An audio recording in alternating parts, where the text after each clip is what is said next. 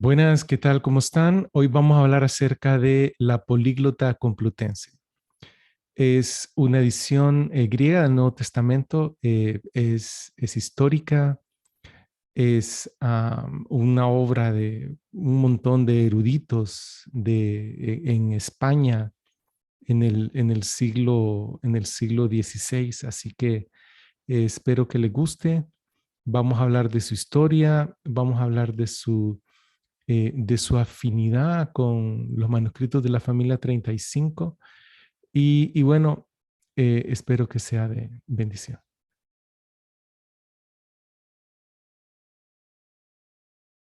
Mi nombre es Eduardo Flores y esto es Texto y Teología, la políglota complutense. El cardenal Francisco Jiménez de Cisneros fue un personaje muy importante en el tiempo de los reyes católicos.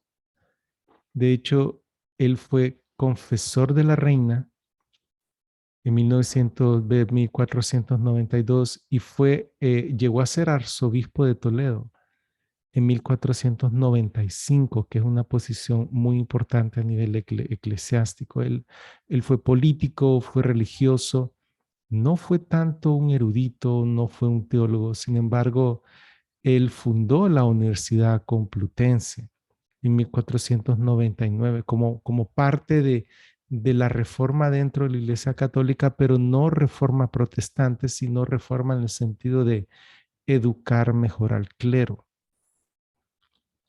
La Universidad Complutense fue fundada en Alcalá de Henares, que actualmente es parte de la Comunidad de Madrid, y se colocó la primera piedra en 1501 y comenzaron clase en 1508.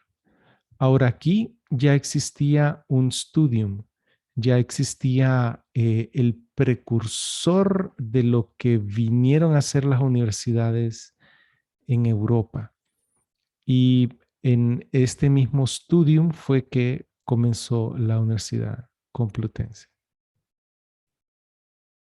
Y aquí mismo fue a donde él ordenó que se realizara una edición políglota en varios idiomas, tanto del Antiguo como del Nuevo Testamento.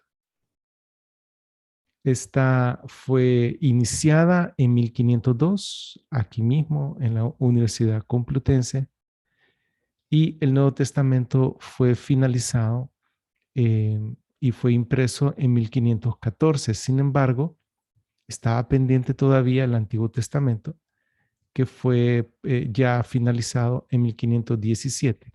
Entonces, el Nuevo Testamento tuvo que esperar dos cosas. Primero, que se terminara el Antiguo para publicarlo como una sola obra.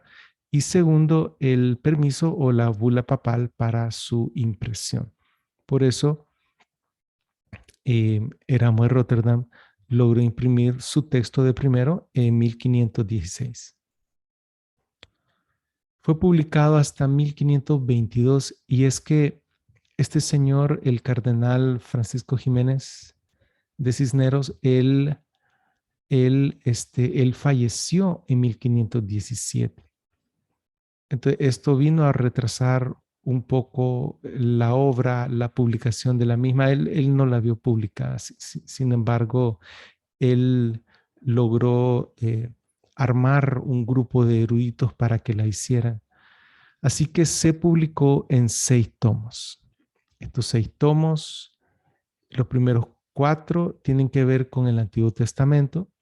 El quinto tomo es precisamente el Nuevo Testamento. Y el sexto tomo es un diccionario. Fue una enorme obra de erudición, realmente. Diego López de Zúñiga es considerado como el editor general de esta obra. A él también se le conoce como Stúnica, que no, del apellido Zúñiga Stúnica, que no debe de confundirse con Stefanos, ese es otro señor. Este Stúnica, entonces él dirigió la obra en general, sin embargo, hubo varios eruditos en el texto hebreo y arameo. Alonso de Alcalá, que era un médico, Pablo Coronel, Alfonso de Zamora. Eh, Estos tres eran conversos, es decir, que eran judíos y se convirtieron al catolicismo, muy convenientemente. El texto griego fue dirigido principalmente por Demetrio Lucas, que él es un cretense. Entonces, claro, el que realmente sabe griego es el que nació en Grecia, ¿no? O en Creta, un lugar a donde su mamá, su papá y sus amiguitos hablaban en griego. Entonces, el resto de nosotros que estudiamos griego, de alguna forma, no es que lo sabemos plenamente, ¿verdad? Como este señor Demetrio Lucas que nació en Creta. También participaron en el texto griego Hernán Núñez de Toledo y Juan de Vergara, que era un joven en ese tiempo. Y el texto latino por Antonio de Nebrija. Sin embargo, hubo un problema, él no estuvo de acuerdo en algunas cosas y se retiró o fue retirado de la obra. Bien, entonces tenemos la Biblia en sus idiomas originales de hebreo, arameo y griego, y también en su traducción al latín. Para el Antiguo Testamento fue publicado en 3 columnas: hebreo, latín y un interlineal de griego-latín, que es muy interesante.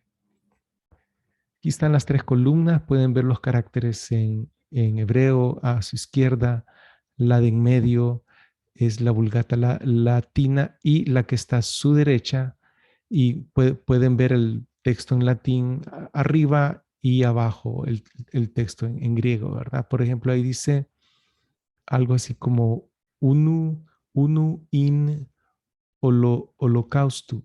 Y en griego dice mías, miam, que es uno, is holocautoma. Entonces es una interlineal, o sea, solo con hacer el texto en hebreo es suficiente de trabajo, no para decir, eh, poner el texto de la Vulgata y aparte de eso poner una interlineal, ¿verdad? Sin embargo, para el Pentateuco, los primeros cinco libros también pusieron el texto en arameo y una traducción de ese texto en arameo al latín. Así que fue una enorme obra. Con respecto al Nuevo Testamento, este fue publicado en 2 columnas, en griego y latín. Ahora, con respecto a la metodología, los materiales y los métodos, ¿qué manuscritos utilizaron? Se sabe que utilizaron los mejores manuscritos disponibles en aquel tiempo. Se sabe que pidieron prestado varios manuscritos de la librería en el Vaticano, pero no se sabe exactamente cuáles. Sin embargo, lo que sí se sabe es que fueron manuscritos definitivamente del tipo bizantino. Em, Ahora, hay algunos puntos claves, que es que aunque fue una obra definitivamente de erudición, la Iglesia Católica nunca la usó para traducir el Nuevo Testamento. En aquel tiempo comenzó la Reforma eh, protestante, se prohibieron las traducciones en territorios católicos. Entonces la Poliglota Complutense no solo quedó como una obra, no logró ser utilizada para la traducción. Pero hay una particularidad muy interesante, y es que el texto del Apocalipsis es el mismo texto de la familia 35. Y le voy a poner un pequeño ejemplo. Esta es el primer capítulo en Apocalipsis de la Políglota Complutense. Aparece en la columna izquierda el texto griego y en la columna derecha su traducción al latín. Ahora bien, lo que está subrayado en rojo no aparece en ninguna traducción al español, ni de la Reina Valera, ni de las traducciones modernas. Aparece únicamente en la traducción al español que realicé, que se llama La Palabra Preservada. que está basada en el texto de la familia 35. Sin embargo, aquí vemos que esta frase existe en la políglota complutense. Aquí tenemos a la izquierda el texto griego de la políglota y a la derecha el texto griego de la familia 35 en su tercera edición publicado por el doctor Wilbur Pickering. Y entonces esta frase, para que la identifiquemos bien, en el español es, en el versículo 2 dice, el cual dio testimonio, el cual se refiere a Juan, de la palabra de Dios, es decir, del testimonio de Jesucristo, lo que él vio. Ahora, la palabra, hasta ahí llegan el resto de las versiones, de las traducciones al español, lo que él vio se refiere lo que Juan vio, ¿sí? Pero si tomamos en cuenta que lo que él vio, tanto las cosas que son como las que deben de ocurrir después de estas, él se refiere a Jesucristo. Y estas, más adelante se menciona algo similar cuando Jesucristo le dice a Juan, escribe un libro, las cosas que ha visto, las que son y las que deben ocurrir después de esta. Entonces, el libro Apocalipsis se puede dividir en esas tres partes, en la visión que tuvo Juan acerca de Jesús, en las cosas que son, es decir, las siete iglesias, y las que deben ocurrir después. Sin embargo, como es lo que Jesucristo vio, entonces no menciona las tres cosas, porque él no se ve a sí mismo en su manifestación a Juan. Juan vio al Hijo del Hombre. Ahora el Hijo del Hombre lo que ve es lo que es y lo que debe de ocurrir. Entonces, este en la porción inferior aparece la variante y la vamos a notar aquí. Hay una nota al pie de página que es la nota C.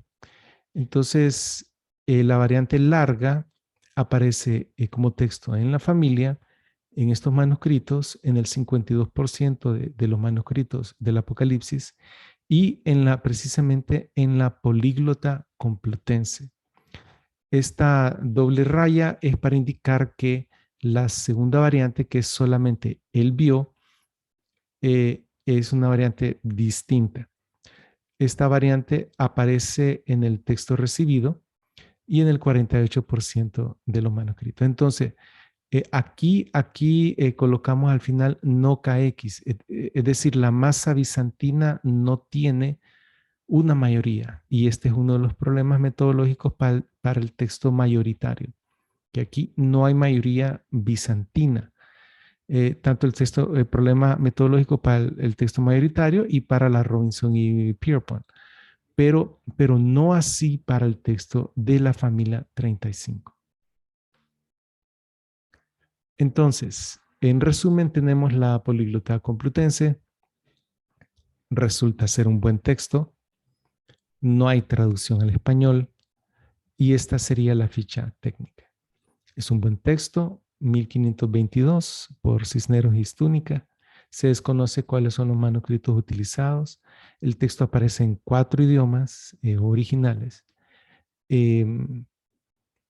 ¿Cómo se llama? Perdón, en los 3 idiomas originales y en latín, excepto en el Pentateuco que aparece en, en la porción inferior, aparece el Pentateuco arameo y su traducción al latín. La Iglesia Católica lamentablemente nunca lo usó para traducir ni en aquellos tiempos ni en estos tiempos. La Iglesia Católica pasó de utilizar la Vulgata Latina a utilizar el texto crítico ya a partir de 1966. Nunca usó ni el texto recibido ni el texto de la políglota complutense. Estos ambos textos, el recibido y la políglota, están basados en manuscritos bizantinos. Sin embargo, el texto del Apocalipsis es básicamente el mismo que el de la familia 35, es decir, que los de la políglota complutense utilizaron manuscritos de la familia 35 para su texto en Apocalipsis. Y bueno, esto ha sido todo en cuanto a texto y teología. Denos like, suscríbanse pienso que pienso que es difícil encontrar en el Internet pláticas que tengan que ver con las ediciones griegas del Nuevo Testamento, particularmente con esta de la políglota complutense. Así que espero que esto venga a abundar más en su conocimiento, que venga a servir para tener un poco de discernimiento y ver que el texto de la familia 35 no está muy lejos de nosotros. Fue el texto del Apocalipsis para la políglota complutense. El texto de la familia 35 es un texto bizantino, pero es la mejor línea de transmisión textual. Entonces, ya publicamos el video acerca del texto recibido, ahorita el de la políglota. Falta el de los próximos, falta 5 videos más para completar las ediciones griegas. Espero que lo puedan ver en orden y después nos vamos a enfocar en lo que es los manuscritos. Y después de eso nos vamos a enfocar ya en lo que es el texto de la familia 35 y entrar más profundamente a su metodología. Así que esto ha sido todo por hoy. Pasen buen día. Que el Señor los bendiga.